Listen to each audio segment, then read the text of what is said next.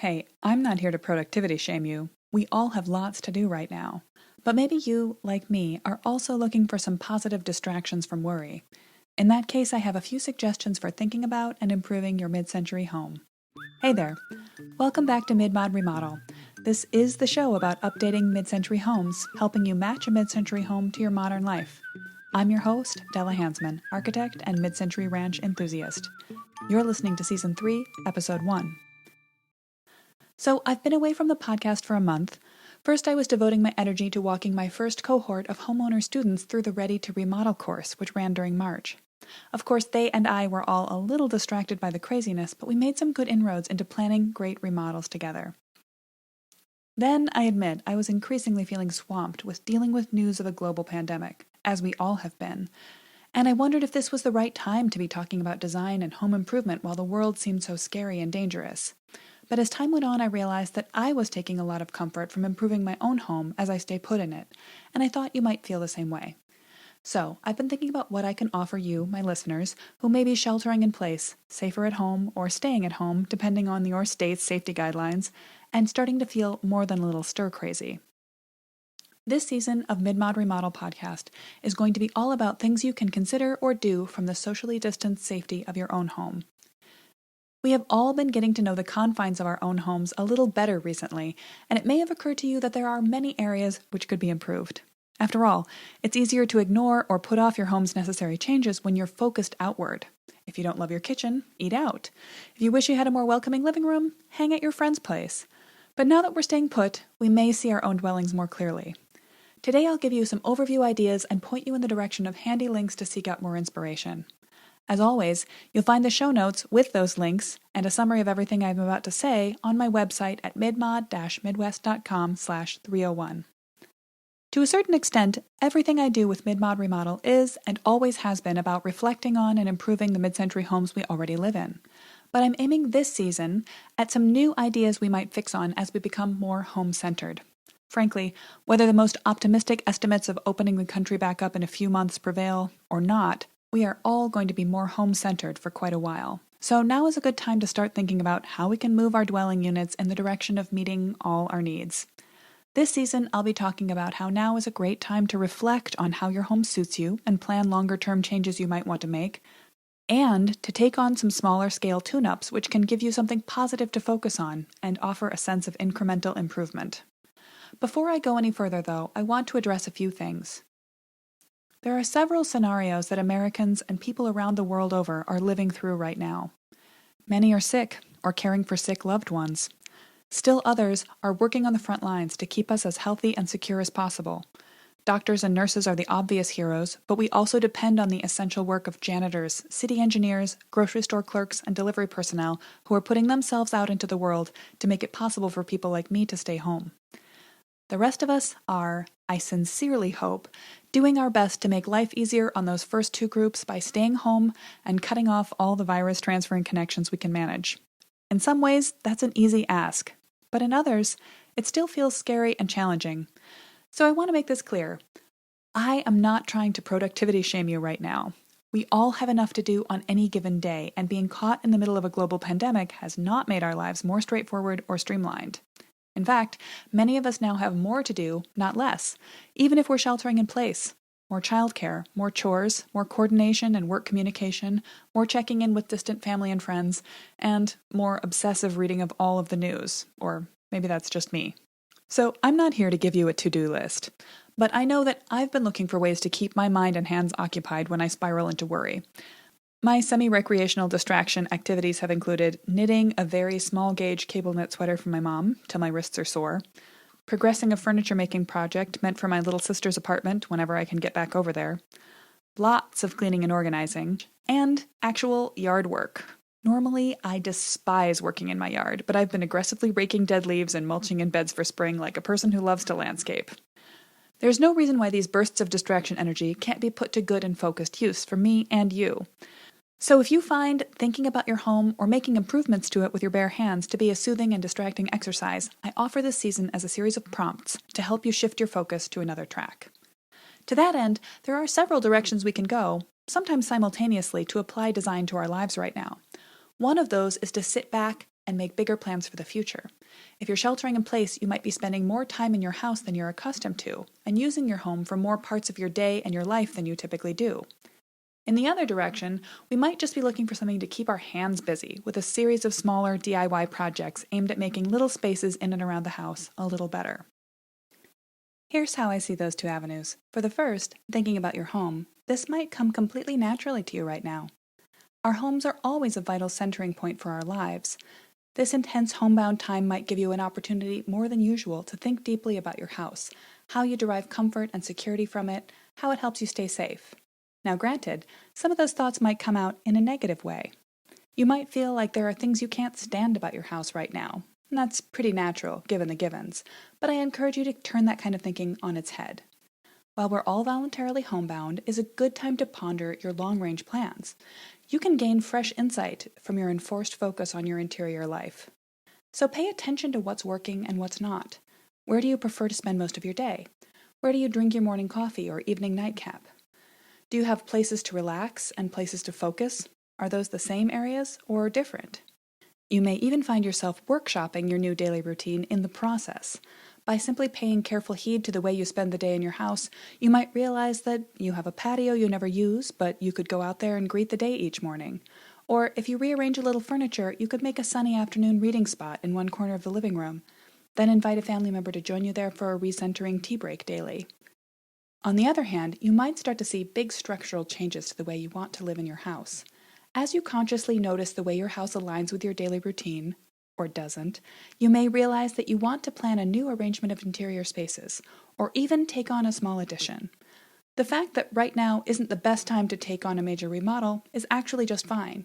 There's a big time window here, and most people have an unrealistic imaginary timeline for how long it takes to go from planning to executing a remodel. Thinking about this now, while we are all limiting ourselves to essential activities only, is only the beginning of a remodel process, and you'll be laying the groundwork for plans which can bloom in the future. Right now, focus your energies on design research, thinking about what you might be able to do yourself, closely observing your home as it is right now, and problem solving so that you can take it from good to great when the time is right. By the way, if this makes you think you're sorry you missed the intake date for my Ready to Remodel course, never fear. I'll be reopening it again soon to anyone who wants to use their time at home to plan the remodel of their dreams. For those who want something more current and concrete to accomplish, there's always DIY, or as my extremely punny father put it in a recent Google Hangout, DIY not. I laughed, even though I know it only encourages him. I've been running through a host of little project impulses. The one I keep returning to lately is a mid-century style hack of some basic flat-pack bookshelves for my sister's apartment. I'll try to put some pictures on Instagram soon. The short version is that she ordered 3 sets of shelves, a simple multi-purpose shoe rack storage box item about 15 by 15 by 30 inches. I picked up a single sheet of 1/8-inch birch plywood and some edge banding tape at Home Depot. She ordered tapered wooden mid-century style legs from Etsy. I've been adhering plywood to the outside edges of the shelves and then covering the transition from white MDF to plywood with edge banding. I'll screw legs on and finish the whole thing with a coat or two of amber shellac at some point in the next week or so. This task particularly appeals to me right now because it requires a lot of cutting, gluing, clamping, and then letting everything dry for 24 hours, which suits my current mayfly attention span. The result will be a reasonably stylish console unit that she can use as a low bookshelf, TV stand, and a way to get her cat comfortably aligned with the windowsills. It's not as high quality as something she could find vintage or even order from CB2, but it's snazzier than the original MDM box. When I finish, I'll go back to working on my own basement. I should note, I had all the materials for this project on hand. I think I had started it in January. But it could also have been ordered online, or I could have made an arrangement to have a local hardware store pull it together and pick it up from their curbside. Hooray, local businesses. You may also find that you have some defunct projects and all or most of their supplies hiding in your storage areas. For more ideas, here are some topics you can expect this season, running in rough order from big picture thinking down to small-scale action plans. I'll definitely be tackling how we can reconfigure or improve the way our homes allow us to come together and find separate spaces for different people and activities. Especially for families with kids home from school and parents home from work, having enough space for everyone to go to their own place is essential. That might mean everyone in their own room, or even each of us carving out a designated corner to face with their headphones in. I'll get into how we can make those things happen both temporarily and more permanently in an upcoming episode. I also want to talk specifically about designing around and with your kids. Expect an episode where I'll talk about how to observe your children in your home and make good design decisions on their behalf. One thing that's important for households with younger kids is making flexible remodeling choices that age with them as they transition from tot to child to teen, and what happens after they hopefully leave the nest. But I'll also talk about how you can involve your kids in the planning and design process. If you find yourself suddenly homeschooling, why not make an educational exercise out of getting to know your home? Have kids help you take measurements, draw up floor plans, and plot designs for their own spaces. Children of all ages make wonderful architects and decent builders, so I'll talk about how you can give that a go. I'll devote at least one episode to key areas of your house that you might care about more this month than last year. Do you need to make improvements to your home office setup? How about your mudroom? Have you got a good place to feel that you can leave the newly frightening outside, corralled by your door? Dealing with those spaces can happen at several levels, from planning a future addition to pulling out your work gloves and just rearranging some furniture.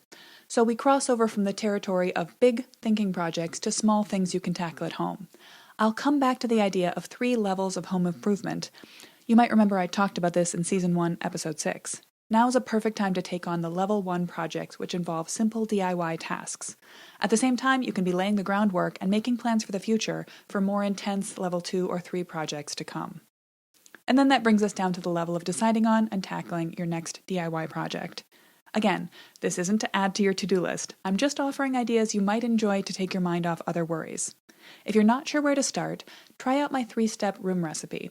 I talked about this in Season 2, Episode 3. You can pop straight to midmod-midwest.com/room recipe to get the cheat sheet download. Essentially, you can give any mid-century room a huge design boost if you add or focus on a cheery focal point, throw in some color, and then sprinkle in a little bit of MCM flair. Since we can't hit the thrift shops right now, you can shop for online purchases or seek out your own basement for interesting pieces of furniture, the craft materials you need for a decorative wall hanging, and more. I'd love to see what you come up with. Here are a few other handy COVID stress countering resources before I go. If you're newly working from home and you need a little boost to manage your day without the structure of office life, I offer my own favorite system and solution to the work from home problem, the bullet journal method. I use it to plan my days, weeks, and months. I've talked about it before, Season 2, Episode 5. For people noticing that staying home all day means more housework, not less, and nowhere to go to escape clutter, you might like the Fly Lady philosophy of taking care of your home in chunks of 15 minutes at a time. I talked about this in Season 2, Episode 6, or you can just visit Marla Silly's website, flylady.net. It is a time capsule from the 90s, but I promise her ideas are sound. If you've been having trouble turning your brain off at night, remember a good night's sleep is a component of good health. I've been dependent on the Headspace app recently to settle me down. My little sister, a stressed-out doctor, took them up on their offer of free use for any healthcare professional in America, and then she recommended it to me soon after she started using it. Their guided meditations and wind-down exercises are not woo-woo, but surprisingly effective. I particularly use their Sleepcasts, a slow-talking 45-minute recording that describes a soothing space very gradually while I focus on breathing and drop off to sleep. Seriously, it has helped. Oh, and on the less healthy end, I have a pan of brownies all for myself, since chocolate is no good for my dog Roxy. I use the King Arthur Flour Fudgy Brownie recipe, and it is mind-altering. Check the show notes, midmod-midwest.com/301 for links to all of those, especially the brownie recipe. If you know anyone else who might like to listen to the show, send them a link. There are 15 episodes of backlog to binge now, and I'll be coming up with new ideas for improving your mid-century home every week for the next few months. You can help new listeners find the show by adding a rating and review wherever you listen to podcasts. That's all for now, Mid Mod Remodelers. I hope that you're staying safe and staying home. Catch you next week.